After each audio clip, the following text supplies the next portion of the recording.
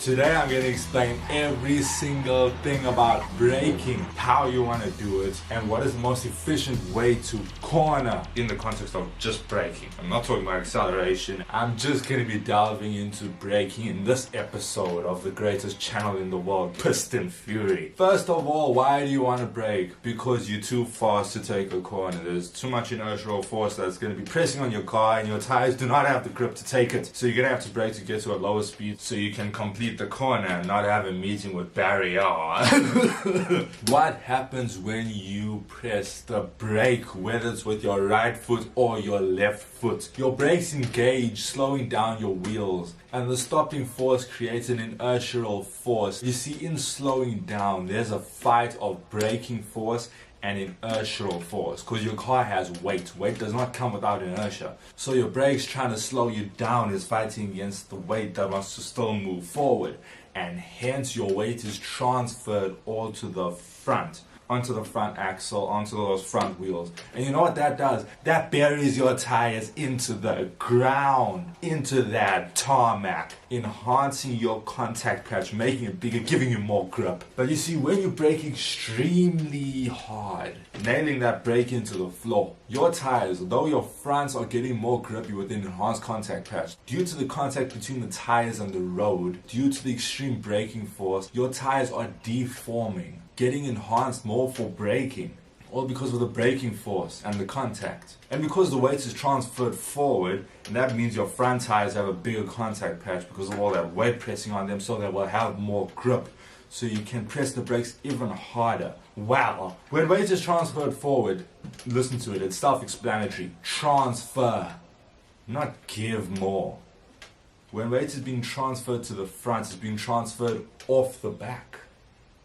So that's why every single car has a braking bias, always front bias, because when you brake, all the weight is being transferred forward, and you don't want to lock up your rear brakes, because then you will have a meeting with barrier.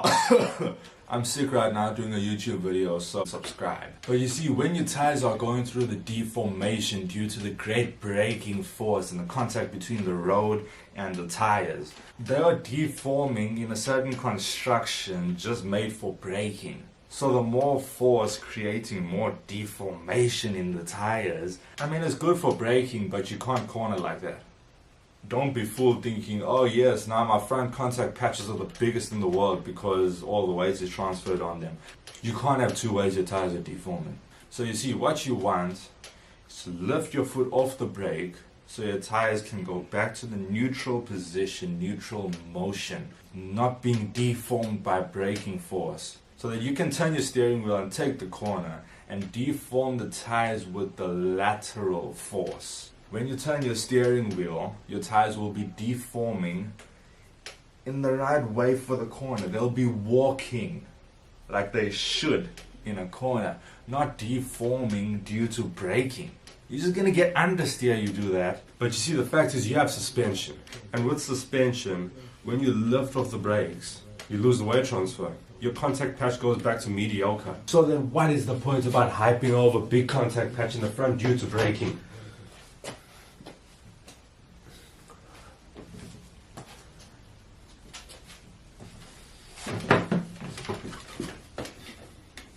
Let me cook. Yes, obviously, it's true. When you lift off the brake aggressively, the front springs that were compressed with the weight transfer are going to rebound, push all the way back to normal.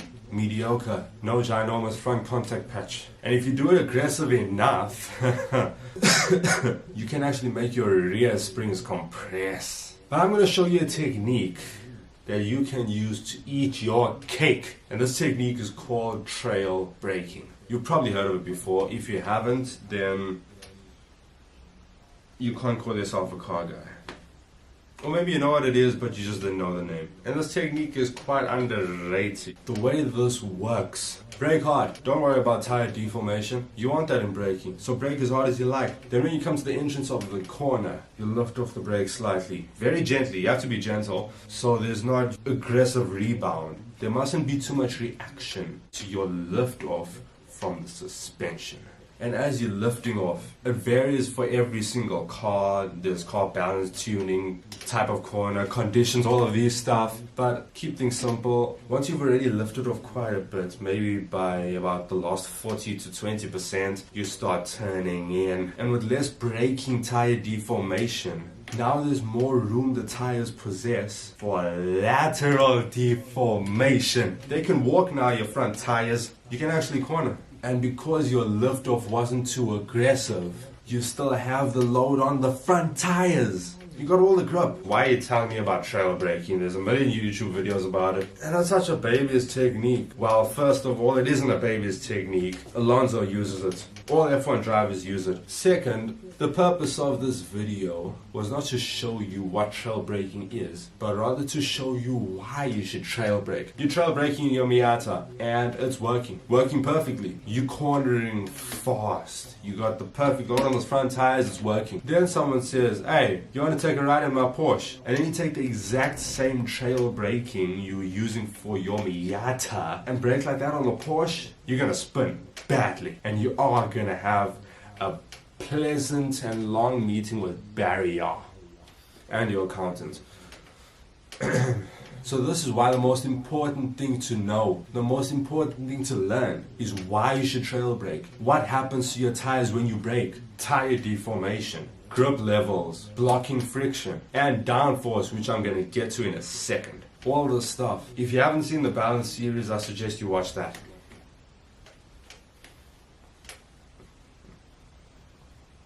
Now, and the next technique I'm going to talk about is called threshold braking. This technique defines driving in itself. Let me show you why. Threshold braking, like I said, is all about the limit. Here's why. Now that you're racing in your Ferrari Challenge, you got much more aero. You got a big van you can provide dinner for a family of 5. You got a splitter that you can do the same thing on. The car's so light you can pick it up with your pinky, but it's also much more technical and there's a fine margin for error. But most of all, the downforce. You see, downforce is a special thing. The more speed you possess, the more downforce you possess, the more grip you possess. So when you're speeding down the Monza straight about to slam brakes for the chicane of death, according to sim racers, you're above 200 miles per hour. Are you? Can those 48 challenges do that? I'm sure they can. Yeah, I know there's drag. For the sake of explaining what threshold braking is, you're rushing down that Monza straight at 200 miles per hour about to enter the chicane of death. You brake hard from 200 miles per hour. At that high speed, you got a lot of downforce, which means you got a lot of grip. So you can slam that brake pedal into the ground. But you see, when you start losing speed, because you're braking, you're going to start losing downforce too, which means you're going to start losing grip. And when you lose grip, you need to lift off the brake so you don't lock them up. But you see, this is the special thing about threshold braking that doesn't make it a technique, but a racing lifestyle. Because the principle of threshold braking is what you must live your life by. At the limit. And you know what you need to do to be at the limit constantly and stay there? You need to know your car. So while you're braking down this Monza straight, you need to know the exact grip of your tires at every single kilometer per hour, or mile per hour if you're American. As the speed goes down, as the downforce goes down, as the grip goes down, you need to constantly be at the limit of your tire's grip. So you need to brake at the limit. Because if you brake any less, then what's the efficiency of that? You need to brake earlier if you're going to be like that. Everyone's still going to walk past you. And if you brake too much, you're going to lock your brakes. So you need to stay at that limit, and then you trail brake at the entry. But you see, trail braking is not the only way you can enter a corner fast. It's not the only way you can use your brakes. My favorite technique, definitely the most flamboyant, it's called the brake drift. There's a reason this is my favorite technique, but it varies according to what car you drive. And when I say varies, it can be useless on some cars, like a Ferrari, any mid-rear engine car or rear engine car. Because you see, If you watch the balance series, which I hope you did, you'll know what rotation is. The basis of driving a car to its limits involves rotating all four wheels around the engine. Now, where is that engine? If it's in the front position, brake drifting works. But if it's rear engine, why? It's gonna suck. It's not really gonna be fast. You'd rather lock up your brakes entering the corner. The way brake drifting works, what you wanna do is a little further forward from your conventional braking point without the brake drift. Brake and get into a slide. But the slide angle must be the same angle for your rear and front wheels to rotate around the engine by their axis. Your rear and front wheels must rotate around the engine. The brakes do what the brakes do. Help you brake for the corner. Help you slow down quickly. But the blocking friction of the tires also create braking force, slowing you down quickly. And because all four wheels are rotating around the engine, you'll be able to take the corner while you brake drifting at the ultimate speed. Full rotation. So that's how you can brake so much later. By mid-corner, sometimes even a little late after mid-corner, get all your grip back and exit out of that corner like a druid of wrath. But like I said, the principle of threshold braking must be the principle of your racing lifestyle. What do you have to do to threshold brake? What's the thing that controls whether you are threshold braking or not? Knowing the car. You must have a relationship with the car as if you are one. You must know every single limit of the car. You must know the balance, grip levels, margins for error, every margin, tire deforming, tire degradation. All these things you must know as a driver, and you must listen to whatever the car tells you to do. Good luck, my petrol heads. Do you know that braking is actually more than 5 billion times more important than you think? I'm going to explain how different balances respond to braking. A mid-engine car, you can say, is very sketchy.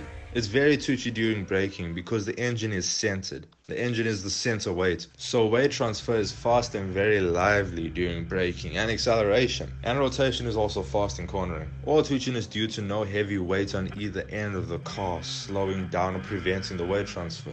A mid-rear engine car solves this problem. The engine pushed further rear makes the weight transfer less lively. With the further back pivot of rotation, the rear is less likely to jump up as soon as you touch the brakes. In some cases, it makes cornering just a whole lot better. And the transaxle will keep the rear down even more during straight line braking. An FR, front engine rear wheel drive, it has almost no twitchiness. Same for a rear engine car. When you brake hard in an FR, because there's not a lot of weight on the rear end, you gotta shift your brake bias higher than you would if you're driving a Porsche, because you don't want to lock up your rear brakes. Porsches brake incredibly. The rear wheels get even more grip when you brake. But there's a lot more to this. You can lightly dab the brake, the weight will transfer forward, and the higher level of braking torque on the front wheels will slow down the front end. But the rear end, not having much braking torque slowing them down, will carry on moving forward with its own inertia, and the rear end will try overtake the front. Push the brake harder and the rear brakes engage more tightly. So braking changes the wheel speed ratio. With your brakes, you can control whether your car's twitchy or understeering, as too much braking force on the front tires will deform them and make it impossible for you to corner. You'll just understeer. So you can use the light dab of oversteer for your understeering Audi. There we go. So now you have no excuse. You can't call that Audi understeering. But there is more to braking. What if I don't want to oversteer? Well, then you can downshift. To brake even harder and give your brakes a little break, you can also use the downshift. Engine braking is what it's called. You can use the engine's inertia to slow down your car. But you gotta remember something. The engine only slows down the wheels that they are powering. So if you're driving an FF, it's gonna slow down your front wheels. You're gonna oversteer like hell. In an FR, MR, RR, anything R, it's gonna slow down your rear end, dropping down the wheel speed ratio. Make the car lean more to understeer. If you have an oversteery car, it'll make it more stable. Engine brake more aggressively, and the G-force from the braking engine will overpower the rear tires and make you oversteer. Downshift on the absolute limit and you'll lock up your rear axle, spinning the rear as if you pulled the handbrake. If you're tucker me, you'll use this to your advantage. If you're a noob, you'll have a meeting with Barry. What Michael Schumacher could do is perfectly rotate his F1 car. Specifically, his speciality was braking. When Ferrari had just made their new V10 F1, Michael preferred the older V12 for the reason of engine braking. And the engineers were like, bruh, the V10 engine is better, it got less drag. But Schumacher was like, nah, when I enter a turn I can adjust the rotation around the turn with engine braking. I can't do that with the new V10. Schumacher used all his inputs to manipulate his car, rotate it perfectly. He didn't just use a steering wheel, and he was a master at braking. He could brake the latest later than anyone. Technically, he braked too late, but the fact is he could rotate his F1. That's what justified braking too late. When you know how to take a corner, you can brake later. He was the king of entering corners. I hope you love this video on braking. Thanks for watching. You know what else matches a Ferrari? My subscribe button. So hit that.